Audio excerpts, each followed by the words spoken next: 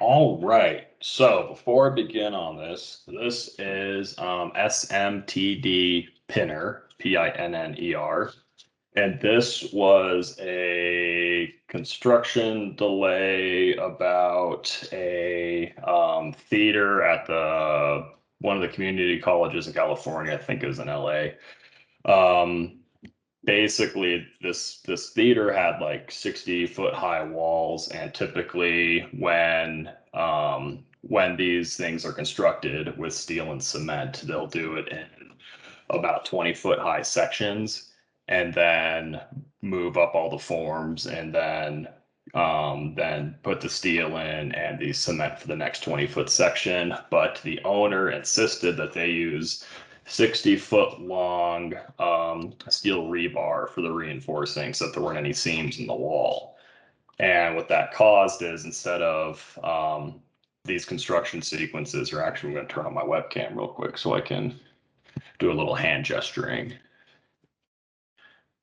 There we go. All right, so typically, so imagine you had a building like this, okay? This is just the plan view of it. They would do opposite walls, and then they would move the forms, then do those opposite walls. While the cement is curing and they're getting whatever else ready for these opposite walls, they're just jumping back and forth across the whole building. But instead, they're forced to just build out two sides of it to its absolute full extent before being able to really move on and do the other ones. So basically just caused some delay, and now they're all suing each other. And so I'll just step through. Oh, go Is ahead. there any technical or overriding reason to use 60-foot continuous rebar as opposed to piecing it together? Is it really that much stronger? Is there a good reason for it? Not really. I think it was more of a look, or I don't know, maybe there's something satisfying about putting a 60 some foot high piece of rebar. But there were photos, which we unfortunately didn't incorporate into the piece. I just didn't want them in there. But it showed, they had the steel in and they had the bottom layer of cement done. And these steel rebar, they're just bending. They're like long, imagine a spaghetti noodle bending because it's too long, uncooked spaghetti. So basically, it looked kind of ridiculous, and trying to get it all set up and keep that rebar managed while you're moving it around the crane, and all that other fun stuff, really gave them some challenges. So what the planned construction sequence was is this thing was broken down into about 12 steps. I don't have the map to actually show it, but what you see here are forms. So this little rebar thing here are some forms. This is some rebar steel with windows and doors already cut out. Technically, that's not how they do it, but for simplicity, that is how we were showing it. And I'll just step through time here, and we just see this little as-planned bar growing.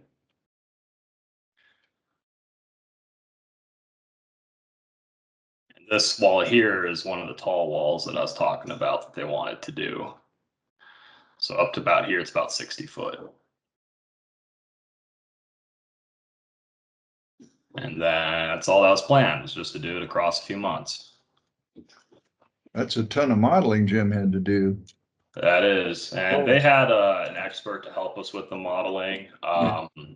They would they'd model a chunk of the rebar for us that we knew, 6-inch centered rebar, whatever the heck it needed to be, and then Jim could just plaster all over the place however he wanted.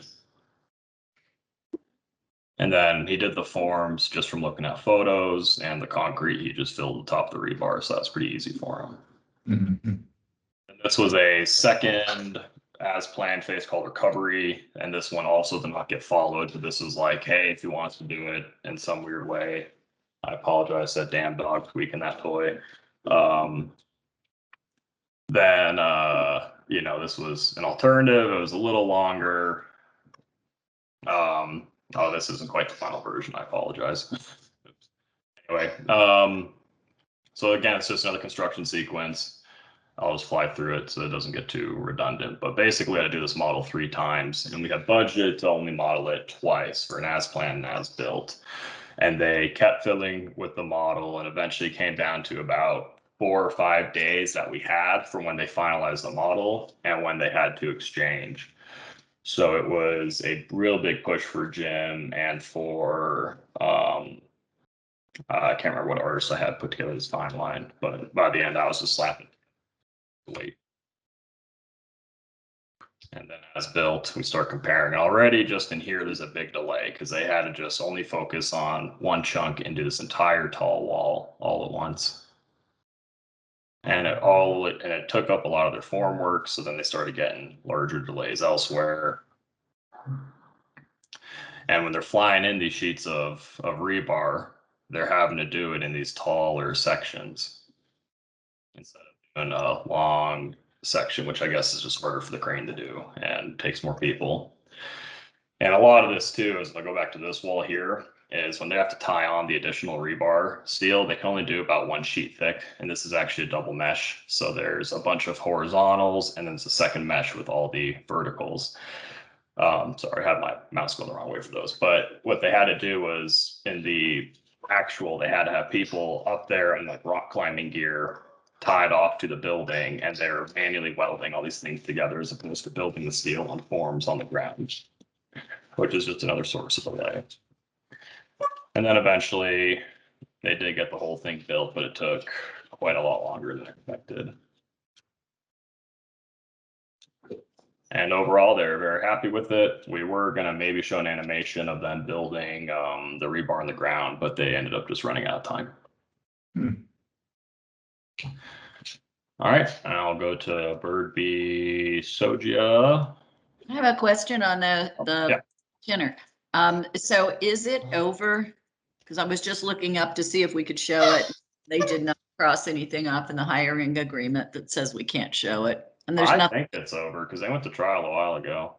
Okay, We'll probably need to follow up. Okay. But it does look like it's okay to show. Yeah, there's really nothing. There's nothing in here that's, yeah, right.